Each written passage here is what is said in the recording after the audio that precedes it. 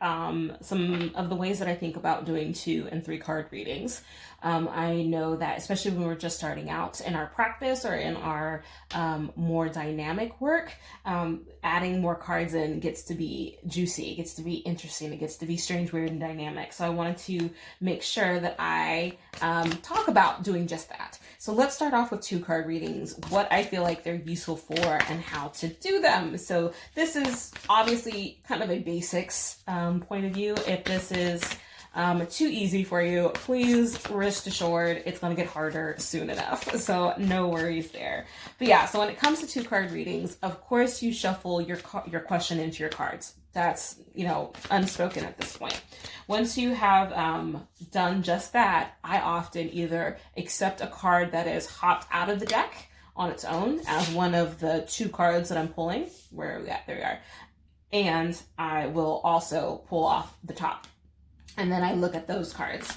And so I do it in 2 ways. The first way that I do it is that I will read the card individually. So if I turn over this card, I read in relation to the question, the Queen of Cups. I read what that Queen of Cups means in that relation to that question.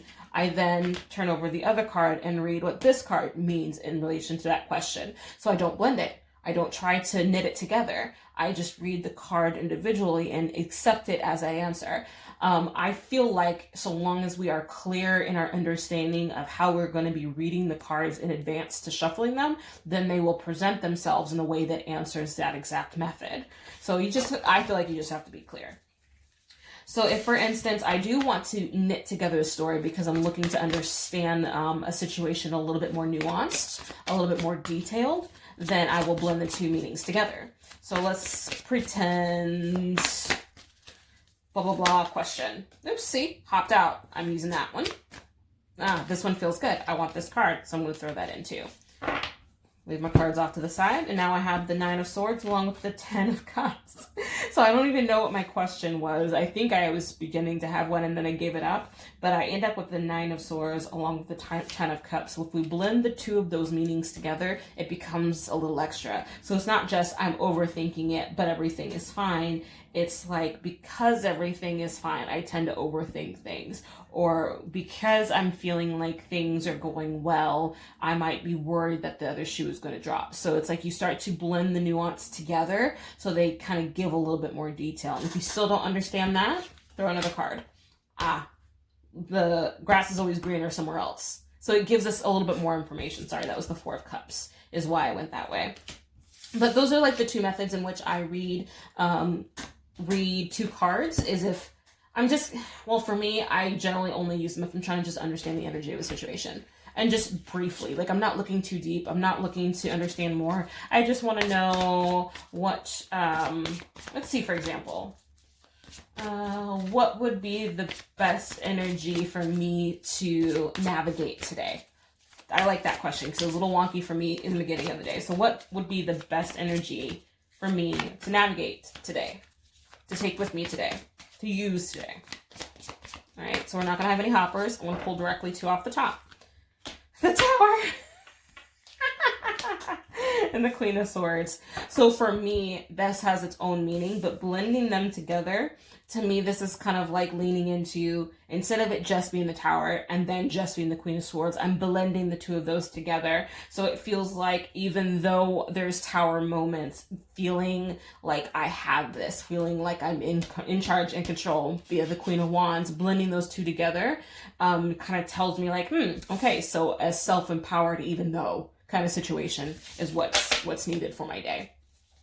So when it comes to 3 cards, that's when it starts to get fun and a little interesting and a little bit more weird and amazing all at the same time. I made some notes over here on this paper of some basic 3-card readings that you can use. And you also don't have to necessarily have a spread. You don't have to. You can just pull 3 cards and allow the cards to tell you what they're going to tell you.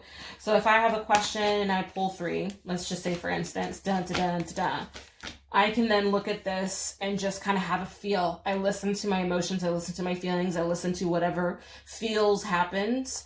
And whatever feelings I have, that tells me I'm tuned in, that I'm getting information. I listen to that. So I'm not necessarily putting these in any sort of order or blending them together in any sort of way. I'm just allowing them to be.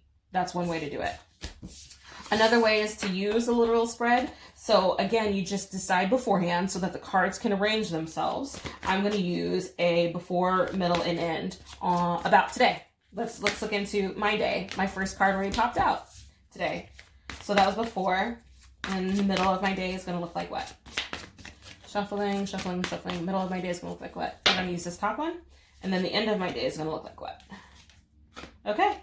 So I have my 3 cards, and then you would read the cards individually. If you wanted to, you could kind of start to thread a story, but usually when you're using a spread, each card space has its answer with the card. So I would just leave it that way. So that's a before, middle, end. Another one that you can do is like a then, a here, a then, a now, a there. So it's kind of like whatever's happening now, whatever happened then, and whatever's going to happen in the future there. Or you can go a little bit more literal and past, present, future.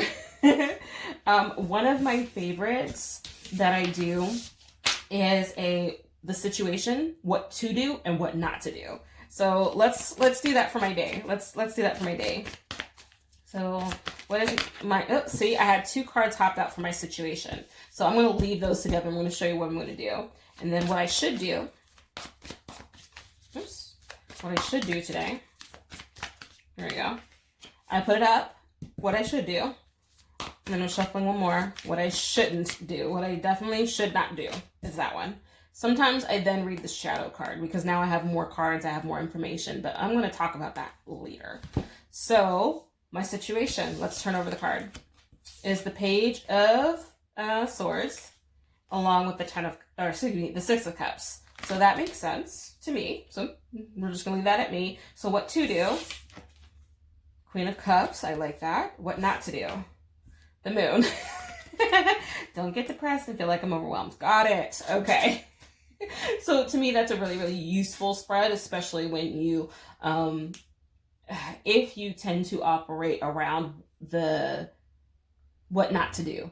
Not so much that, I hope you understand my meaning, because so often people will ask, what do you want? And you don't have an answer, but you know what you don't want. If you tend to be that kind of person, this spread works really well because it gives you what not to do. It gives you what you don't want. And then it gives advice as to what to do. So it's a really nice way to kind of blend the 2 natural inclinations together. For relationships, I really like this one. If it's like a new person or someone that you're just talking to, or maybe you just want a perspective on the energy between a situation or someone else or what have you. So let's see if I can look at my son and me. So this will be, one card will be for me, one card will be for us, so the 2 of us together, and then the other card will be for him. So this is just a looking at the energy in the relationship between me and my son. I hope it's nothing crazy. All right, shuffling cards, energy between me and my son. All right, here we go. So me, Judgment, yeah. Us, Chariot, cool. And then him. Oh, Knight of Pentacles, totally him. That's very cool. Okay, I dig that. And if you have a card that you don't quite understand or you want a little bit more information on, please feel free to pull more cards. Like, you can totally add to this. Now, just remember that sometimes cards get overwhelming. Turn them over. Turn them over so that they don't even, like, kind of tug at you. So I have the Chariot. I want more information on the Chariot. I may pull 1. Aw, that's kind of true. Or I may pull 6. And you can do whatever works for you. So it can be more, it can be less, it can be some, whatever you feel like works. Yeah, this is so very appropriate for me in my relationship with my son. I'm constantly overthinking shit because I'm hoping for the best. Anywho, I hope that makes sense regarding 2 and 3 card readings. If you have any questions on how that works, how that operates, or anything to that nature, definitely let me know. And feel free to put your question in the comments if you either have an idea on something that you'd like me to look at or do for you. I have no problems with doing a specific video on a topic. So yeah, take care. Bye.